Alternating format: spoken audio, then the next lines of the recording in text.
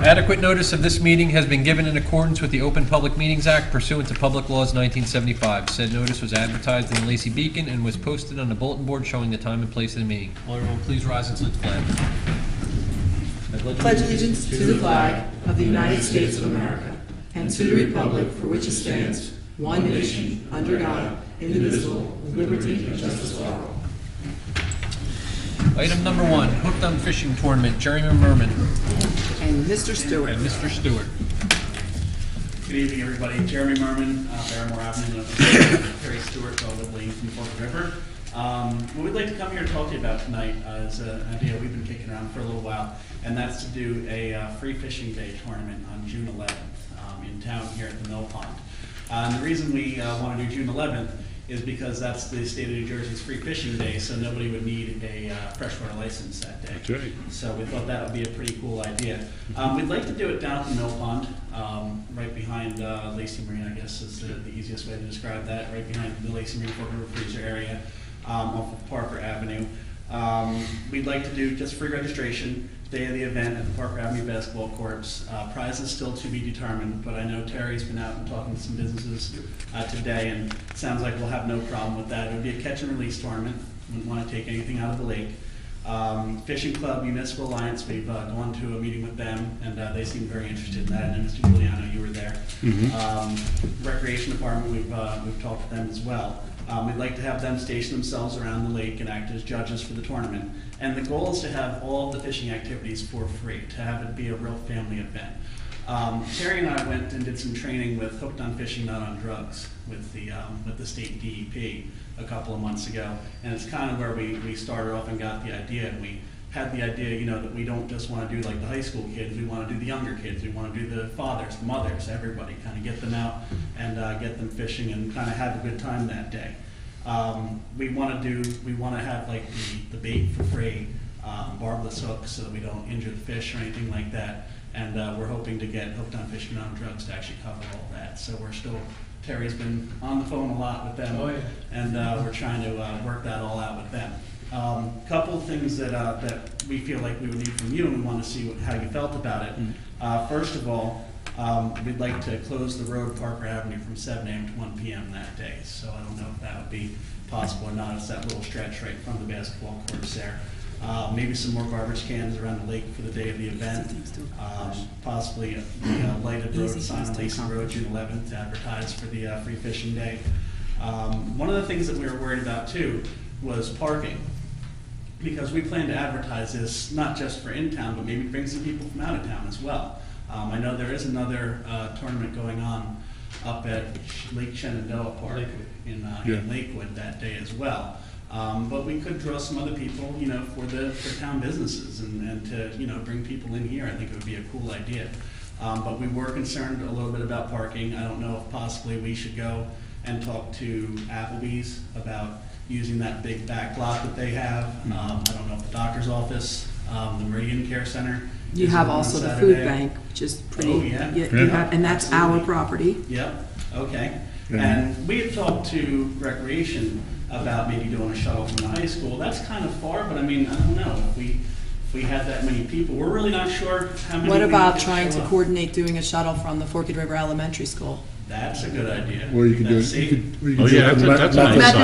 Methodist Church, it keeps it all on this side of Lacey Road or that side of Lacey Road, so people could walk. The Methodist Church, we no problem parking there. And it's a Saturday, right? That's not going to be a problem at Oh, all. that's stuff that we never thought of.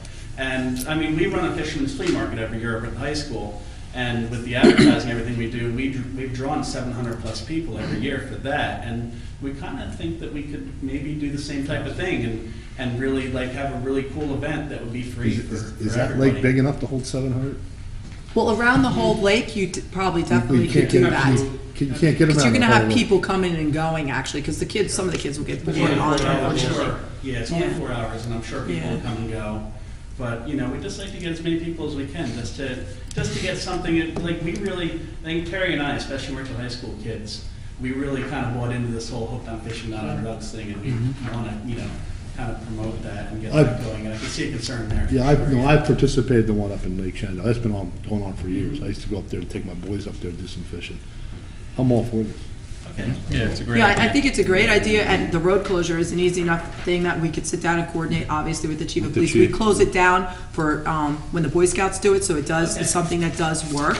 Again, we can offer shuttle if we're gonna use the Methodist Church, and we could offer shuttle with the Recreation Department and coordinate that, especially since this is an event that Municipal Alliance is also co-sponsoring, so that's definitely not, an issue whatsoever, so. And whatever it you does need from work. Casey, will Yeah, we'll provide the barricades as Everything usual you and need. everything. The garbage cans is not an issue either, Yeah. you know, but I it's, counted parking spots at the Applebee's, there was over 200 at Applebee's. you could probably go to them and ask them if you could utilize their parking.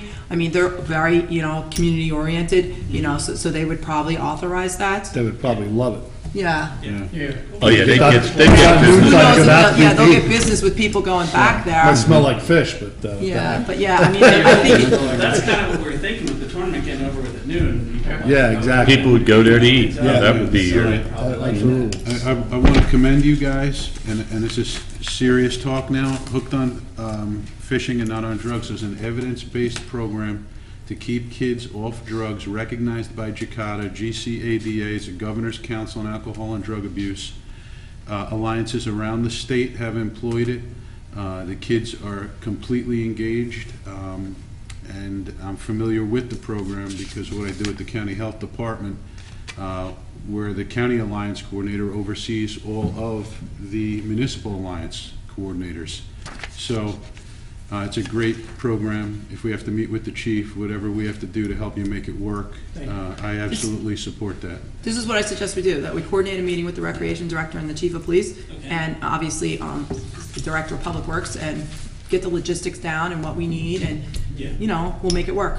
There's one last question I had for you too. Now, Terry's been working really hard to try to get the state of New Jersey to come in and stock the lake ahead of time. And he's run into a couple of roadblocks with it. He actually has a letter that I believe Senator Connors One of our sent out. Senator Connors is working with us. And while he's handing that out to you, I'll just explain the situation to you. We sent them maps, we sent them GPS coordinates, we sent them everything, and now we've got a maybe.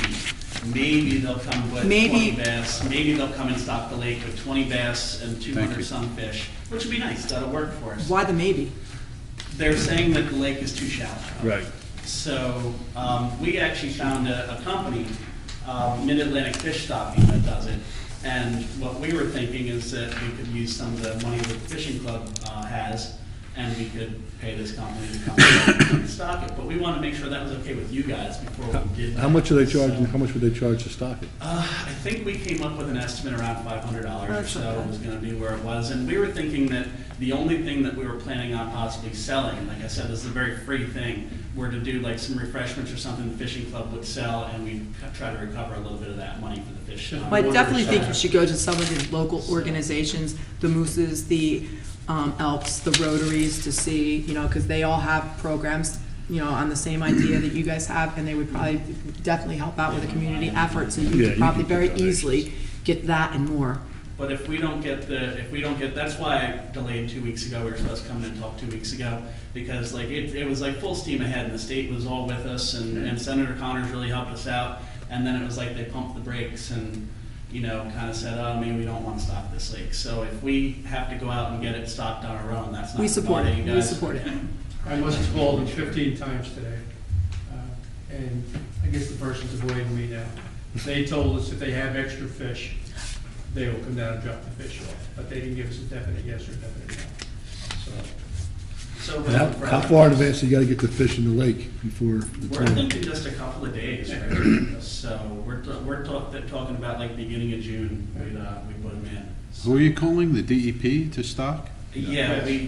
There's a branch of the DEP Yeah. that does Yeah. the stocking of the lakes, yeah. And And since this is a program that alliances around the state use, I'm wondering if the call shouldn't come from Trenton, the Governor's Council on Alcohol and Drug Abuse. I mean, those two agencies should be working in concert for the good of the kids. I mean, you have the logic models now showing kids in New Jersey, you start to dabble in some of this poison at as early as age 11. Mhm. So that could be a call over there.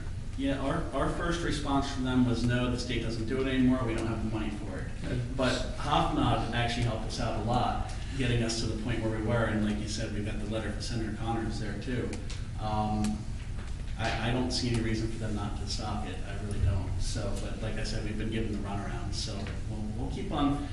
Terry is good at annoying the state people, I'm retired now. That's so funny. so we will get something to happen, you know, and like I said, that's why we delayed from 2 weeks ago, because we really thought this was all full steam ahead when we talked to you, Mr. Giuliano, the last time, and then the state pumped the brakes a little bit on We us. would like it to be a yearly event, something that lake is not being utilized.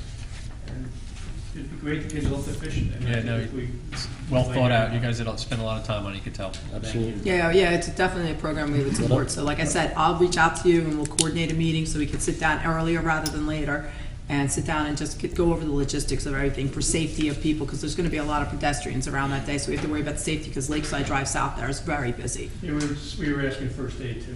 Yeah, that's a good idea, and maybe we could have a special so that they could cross You know, people you got the Forky on River the street. Firehouse right up the road from there. Well, So I it's have good to, I have to be property. careful with some of the parking there, because that's where the firemen park as well. We might want to ask Gray Supply, who owns the gravel lot, if we could Right. use their lot for the day as There you well. go. Yeah, all right. No, I don't think parking's gonna be an issue. Whatever I can do to help you, don't hesitate. Thank you, we appreciate that. We've contacted businesses in town, went to Grizz is very, he's for it, everybody is positive about it. Yeah, I think it's a great idea. Yeah. Why don't you leave me the number of the contact person you're trying to call to stock the lake at the DEP? Is it on the cover letter here? Is it on this letter?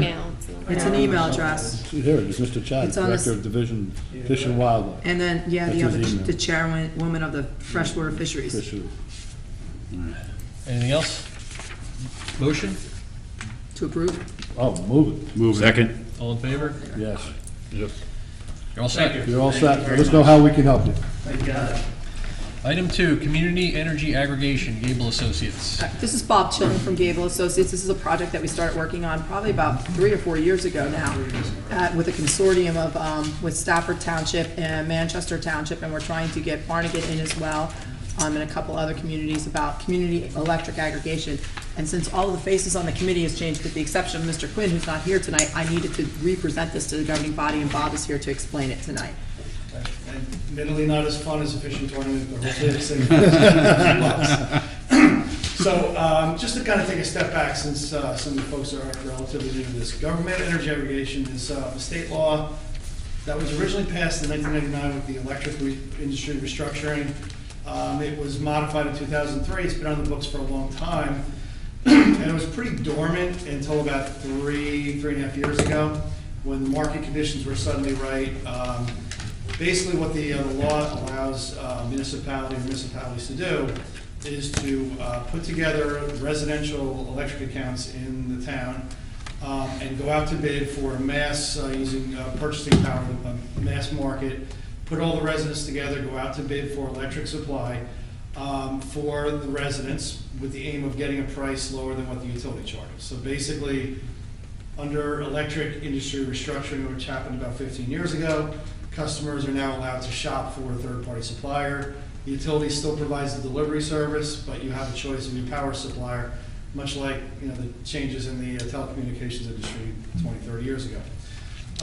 So this is a law that allows the municipality, by the passage of an ordinance, to put all the residential accounts together and go out to bid. We already have the ordinance in place, by the way. Right, so the ordinance was passed in fall of 2013 by Stafford, Lacey, and Manchester. Stafford formed the cooperative pricing system, and there was a reso also passed in late 2013 by the 3 towns, basically joining together into the cooperative pricing system. Stafford is the lead agency. So what would happen is Stafford, on behalf of itself and the 2 other member towns, would go out to bid for bids for power supply. The way the process works is a lot of steps in the process under regulations that have been passed by the Board of Public Utilities. So it's a very rigorous process. It's kind of time consuming, but it's got a lot of protections in it. If you decided to move forward with it, the first thing that the lead agency would do in all your behalfs would be to submit bid documents to the Board of Public Utilities for their review.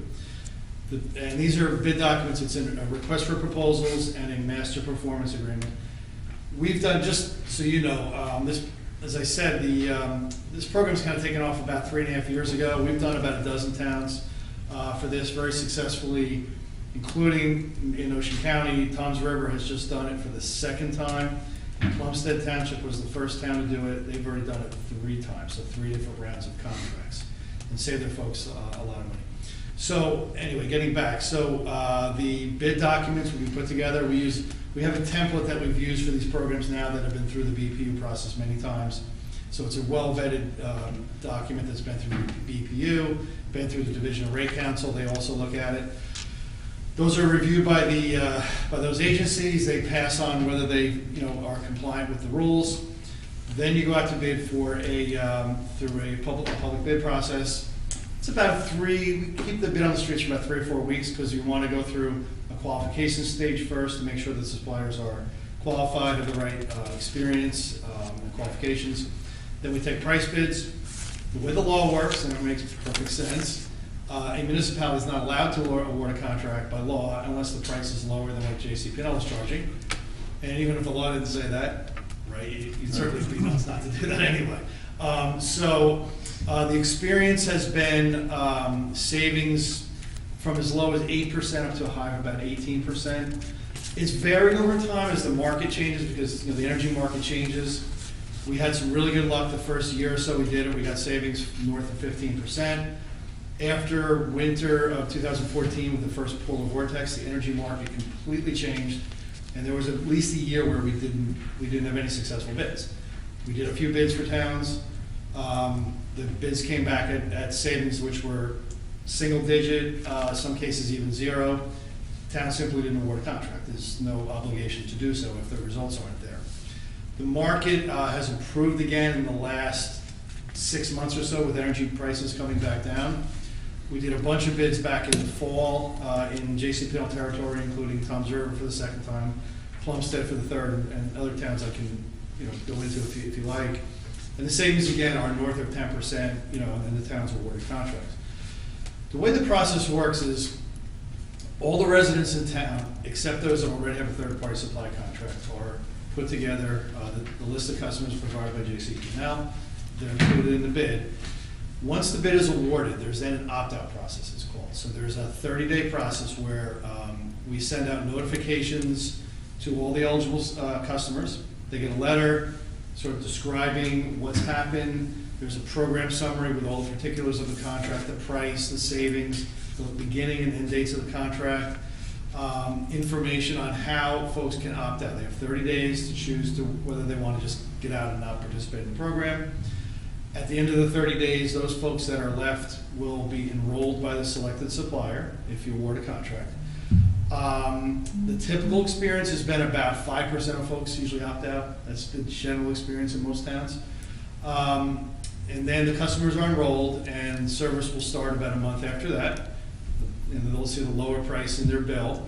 Customers still get one bill from the utility, so it's one JCP&L bill. Because the whole point is to be as seamless as possible and not have a lot of change for the customer other than a lower price. So there's still one bill from JCP&L. The bill right now, if you're not on a third-party supply contract, has delivery charges and then it has power supply charges called basic generation service. So once the program started, you'd still have the JCP&L delivery charges. The line item with power supply charges would be replaced. The JCP&L charges would go away, and the new supplier XYZ's charges would be in their place, and they'd be lower charges. Even after the first 30-day opt-out period, folks are still able to get out anytime they want. There's no obligation. This kind of differentiates itself from other third-party supply deals, purposefully so, in that there are no obligations. Customers can get out anytime they want, for whatever reason. No exit fees, there's no early termination fees like we see in a lot of third-party supply contracts that folks get into on their own if they through a direct marketing or one of those things. So there's none of that. There's no strings. You can get out anytime you want. And the contracts generally run from about 12 to 24 months. We typically will bid 2 or 3 different contract terms and then select the price that comes in the lowest. Depending on market conditions, sometimes an 18-month contract may be a little cheaper than a 24-month contract or a 15-month contract. It depends on where you are in the market cycle. And you have that option to begin when the awards come in. So, a couple other things. So, a lot of folks ask, okay, I have a budget billing arrangement, I'm on a fixed income, I have a budget billing arrangement with JCP&L. If I go to a third-party supplier, does all that go away? And the answer is no. The contract provisions require the supplier to offer budget billing. So they'll take a levelized amount, annual amount, divide by 12, put that on the bill along with JCP&L's continued budget amount for delivery. That total budget amount will go down because the supplier price is lower. Some folks ask about if they receive assistance on their bill. Lifeline program, low-income heating assistance. Again, those are assistance programs that are administered through the JCP&L bill. JCP&L is still administering the bill, so those credits will still flow through. There's no change there. So there's no impact on assistance programs. There are some folks, there tend to be maybe a couple percent of folks that have a solar system in town. What we've kind of come to the conclusion over the years is that the vast majority of people with solar, the solar system produces the vast amount of their power anyway, and B, the way that the utility credits people for solar power in the months when they overproduce to make sure they get full value for their solar power. If folks go to a third-party supplier in that circumstance, we've seen scenarios where JCP&L will not credit them for the full retail value, only the wholesale value. So we remove the solar customers from the program. They're free to opt back in if they want to, but we generally advise folks not, just to stay out of the program because we don't think it really benefits people with solar, to be frank about it. So, that's a quick overview of how it works. I can answer questions if you want. Where we are, we've been, as Veronica mentioned, we've probably had 2 or 3 meetings with Stafford over the last 2 years on this, and the market, as I said, a few months ago, was really not favorable. It's gotten better. So I think we're now at the point of sort of reintroducing this, and the bar metaphor from the prior presentation, it's probably time to fish a cup 8 on this because the market's good, and we don't know how, it may not stay that way forever because it goes through cycles. And I think Stafford's at the point, I'm going to go down there next month for a meeting with their council to talk about it, make sure they're still good. Same thing with Manchester in a few weeks. So it's kind of like we're kind of at that point where we collectively decide whether we want to move forward with this, do the bid, or not. We're kind of at that point. So I'm happy to answer any questions about it. Just to be clear, the bill still comes from JCP&L? The bill still comes from JCP&L. It's just a line item that now says, say, South Jersey Energy instead of JCP&L. If people are on budgets, what happens with that? So basically what JCP&L does now is they have delivery charges and power supply charges. Let's just use round numbers. Delivery is about 4 or 5 cents per kilowatt hour, supply is about 10. So total is 15 cents per kilowatt hour roughly. So what JCP&L does is they look at your most recent 12 months of usage. So it's 12 months of kilowatt hours, multiplied by the 15 cents, calculate what your typical annual bill is going to be, divide by 12, that's your budget. Right. So now with the third-party supplier, they're required in the contract to budget bill for their portion. So what happens under this program? So now JCP&L will still charge 5 cents for delivery per kilowatt hour. Now instead of say the 10-cent rate for the power supply from JCP&L, let's say it's 9 cents from the new supplier. So now the new rate is 14 cents a kilowatt hour. So what happens is the JCP&L will now calculate their piece by saying 5 cents times the year's worth divided by 12. That's the same as it was before. Right. The new supplier is going to say 9 cents times 12 months of usage divided by 12. I'm going to put that amount on and tell JCP&L to charge that. So your total amount will say go from, say $100 down to 90 or something. Right. Okay. But it's still there. But people can still have a budgetary. Correct. What happens actually is when JCP&L provides the list of customers to the township that are eligible for the program, one of the things we ask them to do, and they provide in the file, is a column that basically says, is the customer equal payment, EPP or not equal payment plan? So they're checked off, and then the supplier, the contract we have with them, when we provide the list to them to start the enrollment process, they're told for folks that have EPP next to that account, do a calculation and automatically implement a monthly budget plan for that. So it all happens automatically. Folks don't have to make a phone call or ask for it or anything like that. So let's say we take a contract for 18 months. Mm-hmm. energy prices change, conditions aren't favorable, we can opt out and go back to whatever? And the customers can opt out anytime they want. How about the town? Can the town opt out? The contract, so, Contract. wait, a couple ways we answer this question, we get this sometimes. So,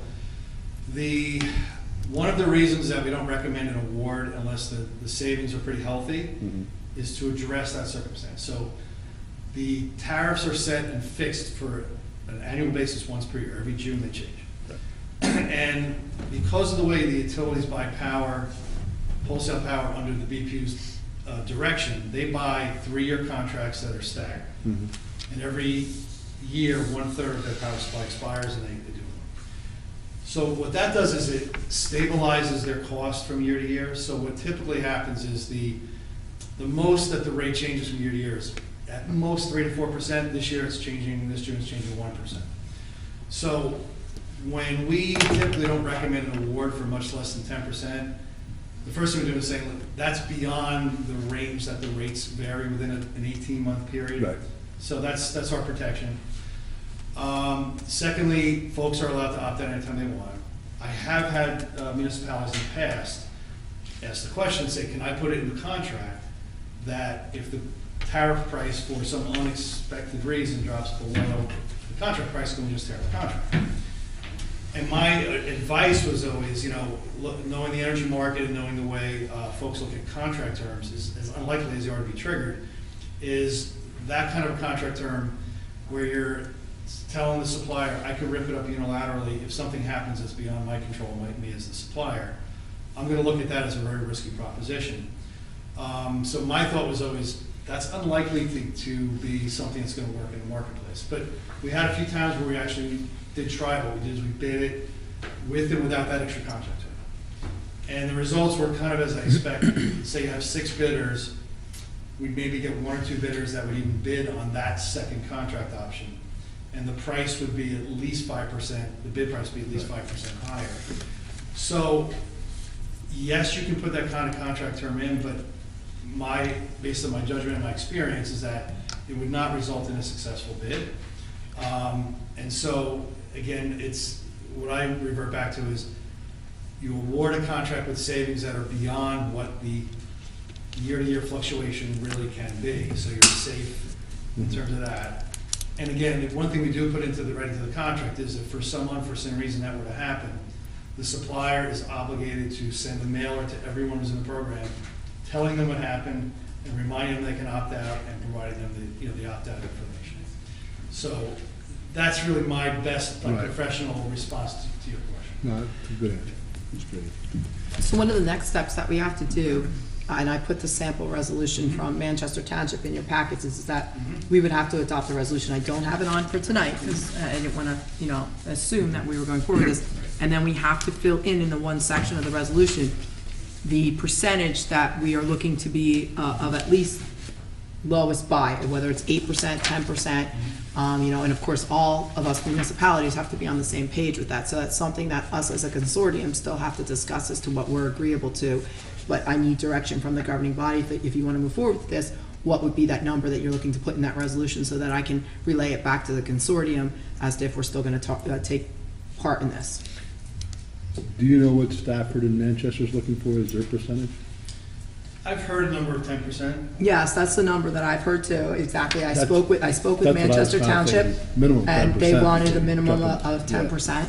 Yeah, I think a minimum of 10% before we'd even Yeah. get in this. I mean, you've seen I think 12% at one time, I if mean, I'm I've not seen, the mistaken. lowest I've seen recently was 8%. Yeah, that's what you That was talked about. Tums River, and Tums River is very unique because it's a really high percentage of seasonal residents. Yes. So that really skews their load profile in my Right. nerdy parlance of energy world. So they have a really high summer usage and then it drops off the rest of the year. That doesn't make for as good of pricing as Right. more, I know you have some seasonality, but I don't think it's that much. It's That's not- correct. It's not gonna change the profile all that much, so I think you'll do better. So that, the 10% doesn't, make me that uncomfortable. This is an extra step required just because it's a consortium. So you have a lead agency that administratively will, on bid night, make an award on the member's behalf. So this is an extra step. So they don't have blanket authorization, they have conditional authorization.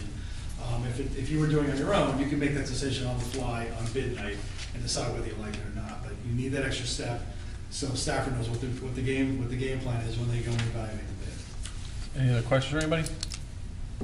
So do you need a motion for 10%? What do you need? Well, if you want to make that decision tonight, that's perfectly fine, and we can do that. And then this will give us direction at our next meeting, so if you're willing to do that, and then I can put the resolution on for our April 14th meeting.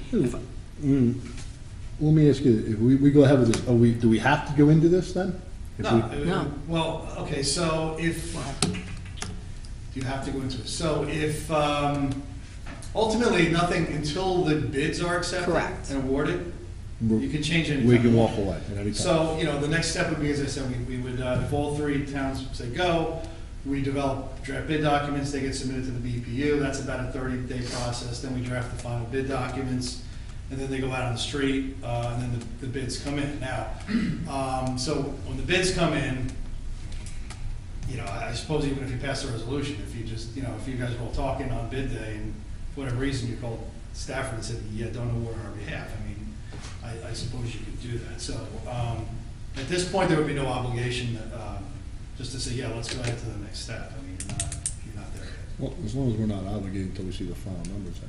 Yeah, and the consortium's gonna weigh that out as well, because again, we're looking for, let's say, that 10% number, so if it's not coming in favorable, the consortium's not gonna award on our behalf either. There wouldn't be a permit, if you Yeah, it pass a wouldn't be resolution, permitted. saying you're only authorized if you get 10%, Stafford legally could not award. And the more accounts that we have, the greater the chance of getting a better number. I have no problem making it. We do this now as a municipality with the NJSM, Right. and Bob is, his firm is, our representatives there too. And, we're back and forth all the time and rebidding things that it doesn't come in favorable. I'll make a motion. There's Go ahead no with this obligation to- At 10%, minimum 10%. And go from there. I'll make that motion. Is there a A second? Second. All right, all in favor? All in favor? Yeah. All right, so obviously, on my April 14th meeting, I'll have the resolution drafted and we'll adopt it then. And then, as I'm the representative on the consortium for the township, and, obviously, we'll be getting together again in the near future. Yeah, and I'll share this with the other towns. Did we have any luck with getting Barnegat on board? I'm not that. Yeah, so you're not privy to I haven't that? heard anything. Okay. So that tells me. Okay. It didn't seem all that with the meeting. Didn't seem- Yeah, I agree with you on that. Yeah, I was curious. I wasn't counting on it. Okay. Well, thank you very much. You're welcome. Thanks, Bob. Have a nice Easter. Item 3, special use permit and posting of signs for Good River Presbyterian Church Flea Market, April 9th, 2016. This is their typical flea market that they have in the early spring at their church site. It's been reviewed and approved by Loretta. I just need a motion for the special use permit. Move it. Second. All in favor? Yes. And then its posting of the signs is okay too. Yes. Special use permit, Playdate Place, See Something, Say Something event, April 9th, 2016. Again, on that same Saturday, Playdate Place is doing a See Something, Say Something event for the youth of the community at their place, which is down off of past Challenger Way in the business park at 695 Challenger. Again, they're looking to utilize the parking lot and having events for the children, and they just need permission since it's outside of their building. Move it. Second. All in favor? Yep. Resolution 2016-103, authorizing the convening of an executive session. Resolution of Township of Lacey County, Ocean State, New Jersey, authorizing the convening of executive session to discuss anticipated pending litigation matters of real estate and personnel. Move it. Second. Mr. McDonald? Yep. Mr. Curatolo? Yes. Mr. Juliano? Yes. Mayor Kennas? Yes, motion to adjourn? Move it. All in favor? Second. Need a second? Second. All in favor? Just wanted to make sure. Want to pause?